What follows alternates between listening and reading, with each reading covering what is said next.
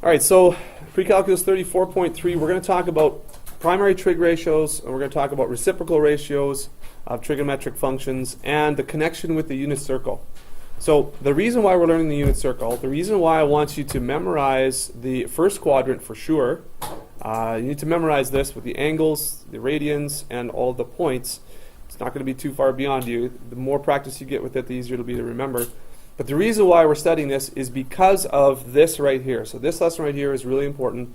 And in pre-calculus, we are dealing with exact values. Okay, we like exact values. We do not like decimals because we're dealing with so many square roots, right? Radicals. We're dealing with pi. All these are irrational numbers. So in order to exactly express the values with those symbols in them, we need to use the actual symbols, not the decimals. Because when you write a decimal for pi, 3.14, 3.159, whatever it is, as long as you go, if you stop it, then that's an approximate answer. Okay? So we're dealing with exact answers. So the unit circle helps us to quickly identify exact answers when we're talking about trig functions. So when we're talking about sine and cosine and tangent, these are the primary trig ratios. And you've heard those before. Sine. Now, sine is, when we're talking about triangles, we're talking about opposite over what? Who remembers? Yep, hypotenuse. That's right. Sine is opposite over hypotenuse. So if we're talking about the sine of an angle, and let's say this angle right here is angle theta, and I'm just going to throw this down right here, angle theta. So this, I'm talking about this angle right here, which is 30 degrees, I guess, right? So if I were to draw a triangle for this and drop from this point straight down and make a 90-degree angle, then I would be talking about the opposite side over the hypotenuse right here, right? And so in our unit circle, we don't talk about opposite, hypotenuse, and adjacent. What we talk about is we talk about x, y, and r. Remember the equation for the circle, x squared plus y squared equals r squared. So the opposite side, would that be x, y, or r? Y. Very good. It's y. Ooh, yellow sucks on the white background. And what just happened? Okay. Give me 1 second. Back to our screen. Okay, so this is y, and this is x, and this is r. So sine is actually y over what? R. Yeah, y over r. So again, it's helpful to think about opposite hypotenuse. That's fine. We've done that before. But we have a new, we're going to use x, y, and r instead. So cosine then, which was what? In the old style, it was ka, right? Adjacent over hypotenuse. So ka, remember? And so what is it now here? It is, adjacent is x over hypotenuse is r. See that?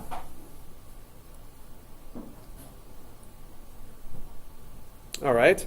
So tangent was, let's see, so ka toa. So that was opposite over adjacent, which is, opposite is y. Let's go back to blue. Y over x. Okay. All right. Now, that's one thing. Here, I'll help you remember that this sometimes works, sometimes not. But I will put the SOHCAHTOA up there. Okay, you should remember that. SOHCAHTOA. But there's a new little memory mnemonic that sounds a little funny, but might help you here too in this situation. And it is Sir Coxer Tix. Makes no sense at all. Sounds a little bit weird. But if you remember Sir Coxer Tix, that's the new SOHCAHTOA. Got it? The new SOHCAHTOA is Sir Coxer Tix. S is sine equals y over r, cosine equals x over r, and tangent equals y over x. Sir Coxer Tix. Okay? That's how they're related. Got that? Just put that down for future reference. Now, unit circle. Okay, here's the cool part about the unit circle. What is r in the unit circle for every conceivable angle that's in the unit circle? R is 1. R is 1. Now, what does that mean? That means that sine is actually y over 1, or just y. It's just the y value for that angle. The same is true for cosine. Cosine is x over 1, which is just x. And tangent, now we look at y and x. Tangent, we know from before, is y over x. Now we know that that is really sine over cosine. And actually, you should put a theta there always. Okay? And what is sine over cos? Again, that's y over x. So you could have both of those, whatever. Y over x is where we can leave it. But that's because tangent is sine over cosine. And so we just take a look at the x and y values. Now, this is what's cool about this. 30 degrees. Okay? The sine of 30 degrees is what? Oh, still not sure? Well, before you shout it out, let's watch. The sine of, what did I say, 30 degrees. Here's our special angle triangles that you all have memorized. Kind of looks like this. There's 60, there's 30, and here's 90, right? 1, 2, root 3. What's the sine of 30? Opposite over hypotenuse. We know sine of 30 degrees is 1/2. From your special angle triangles, you should know how to determine those. But look at what the unit circle does now. 1/2. Look at 30 degrees. Look what that y value is. 1/2. From our special angle triangle, what is the cosine of 30? Well, cosine of 30 is going to be cosine adjacent over hypotenuse, adjacent over hypotenuse. So that should be root 3 over 2. What does the unit circle tell us? Root 3 over 2. So, the neat thing about the unit circle is, I mean, for 30 degrees, 45 degrees, 60 degrees, your special angle triangles does it all for you. However, what about the sine of 210? Okay? Now you have to do some thinking about, you can use your special angle triangles, yes you can, if you know what the reference angle is for 210. But if you don't know what the reference angle is, or don't want to try and do extra calculations in your head, and you have a unit circle handy, guess what?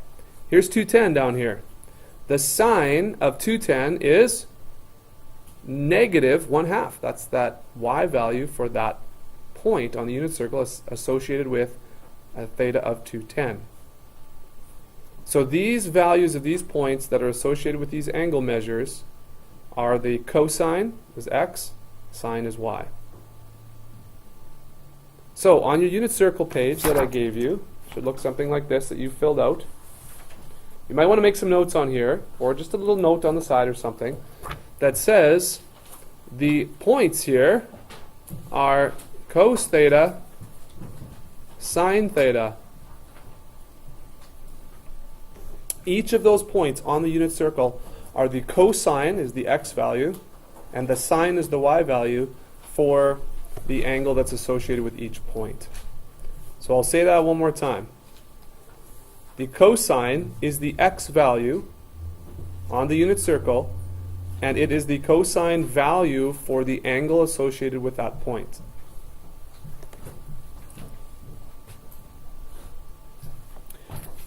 So let's do a whole bunch of examples so you get it. Okay?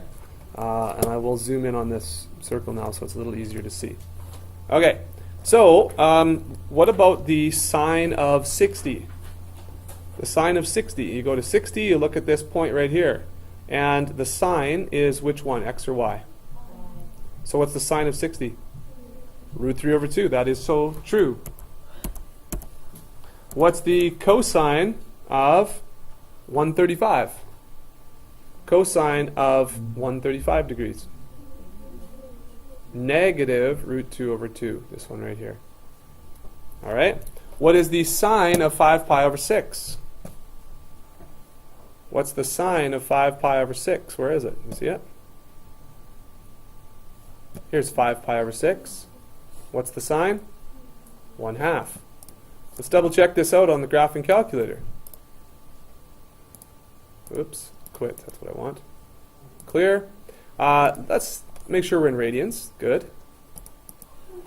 And so sine of 5 pi over 6. So here's sine.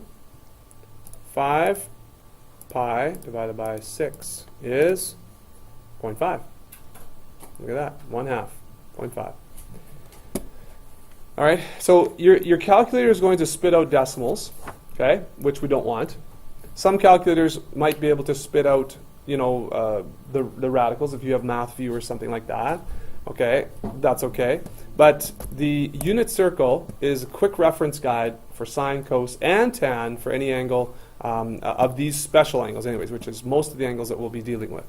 So one more, what is the tangent of pi over 4? What's the tan of pi over 4? What's the tangent of pi over 4? Here's pi over 4. Here's the point associated with pi over 4. And we said the tangent is actually sine over cos. So root 2 over 2 divided by root 2 over 2 is 1. So the tan of pi over 4 is 1, and you can double check that in your calculator. Questions? Any questions right now? No? We're good? Okay. Let's move on then. All right. Which is, let's move on to, I guess what's next is reciprocal trig ratios. Okay, reciprocal trig ratios. So when we have something like sine of theta, what is 1 over sine of theta? What does that equal? Does anyone know? Okay, you may have heard these before, but you may not have. So let's talk about them. The reciprocal of sine theta is 1 over sine theta, which equals cosecant theta. Have you ever heard of cosecant before? Yes? No? No? Okay. So let me write these out then. We have sine and cosecant. Okay, reciprocal function. The sine of an angle, the reciprocal 1 divided by that gives you something called the cosecant of the angle. Okay? All right, so cosine, the reciprocal of cosine is secant. Cosine, the reciprocal is secant. And for tangent, the name for the reciprocal of that function is cotangent.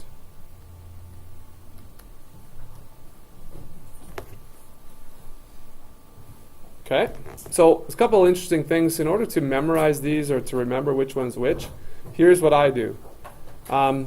There's always a co goes with a no co. Co always goes with a no co. For example, cosecant goes with no co on the sine. Cosine goes with no co on the secant. So cosecant and secant, that's the one you kind of always get mixed up, okay? So co and no co. Sine, cosecant.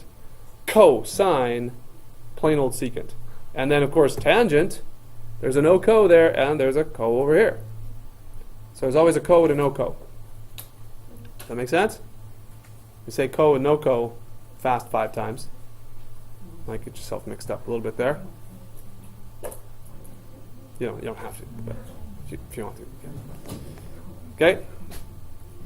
All right, so watch this. This is what we mean here. And again, they're also called cofunctions. Okay? Yeah, I should mention that too. They're called cofunctions. So sine and cosine are also, cofunctions. Now, what's the significance of these reciprocal functions? Well, in calculus, there's a huge relationship between sine and cosecant and tangent and cotangent.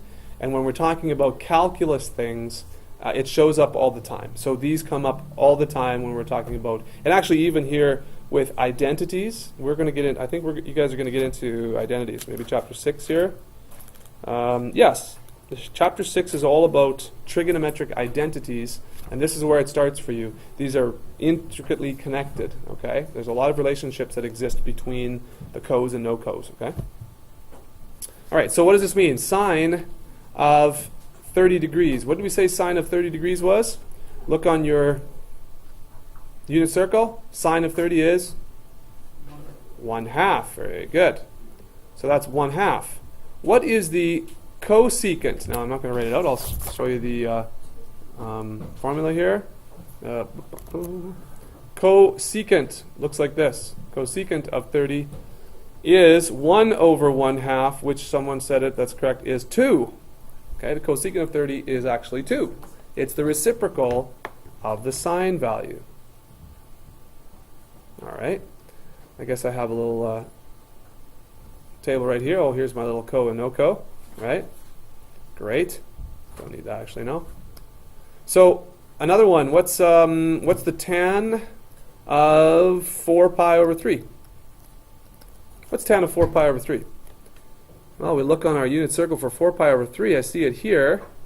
The tangent is y over x. Sir Coxer Tix, T-Y-X. Y over x. That's root 3 over 2 divided by x is negative 1/2. Now, it is important to remember your signs, positive and negative. Okay, very important. And so if we divide a fraction, we flip and multiply. Remember that? So this means we flip it, reciprocal of it, still negative, but it's a 2 over 1 now. And so that's what this equals. The 2's cancel out, and we're left with what? Root 3 over 1. So the tangent is actually root 3. Because that's what you get when you divide the y by the x. Wait a minute. Yeah, there's another negative there after all that. So it's positive. Yeah, I was right. Anyways, positive. But there should be 2 negatives. Thank you. All right, so yeah, signs are, as I just said, signs are important.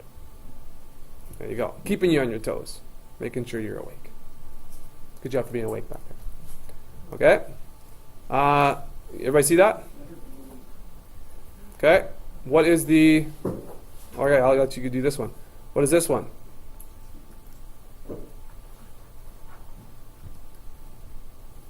So what function is that, you figure? Pretty easy. It's secant. Okay. S-E-C is secant. So the secant of 11 pi over 6, what do you figure? That's the reciprocal of which trig function? Okay, so here's 11 pi over 6. Here's the cosine, the first one. So what's the reciprocal there? 2 over root 3. Now, 2 over root 3. In math, generally up to this point, when we get into calculus, this is not going to matter quite so much. But the simplified form doesn't have an irrational denominator. So you want to get rid of the radicals in the denominator. One simple step, you just multiply top and bottom by this root 3. Oops. And so that's going to be 2 root 3 over 3. So you might see that in your textbook and not 2 over root 3, so that's why. It's technically simplified form. Okay? So yeah, like I say, as far as I know, you'll have to make that in simplest terms. Okay, questions? Any questions about that? Okay, one final thing I want to talk to you about before I give you your assignment and let you go on this here. We're almost out of time for this lesson anyways. The cast rule, okay? The cast rule.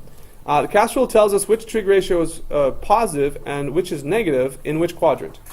And so how many of you have seen this before or remember this? Anybody? Yeah, okay, good.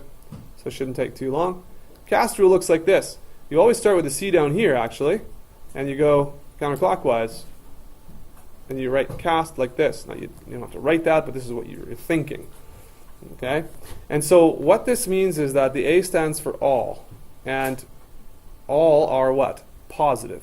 So that means if you look at your unit circle, all of the values, sine, cosine, and tangent, are all positive when the angle is in the first quadrant, or the terminal arm of the angle is in the first quadrant.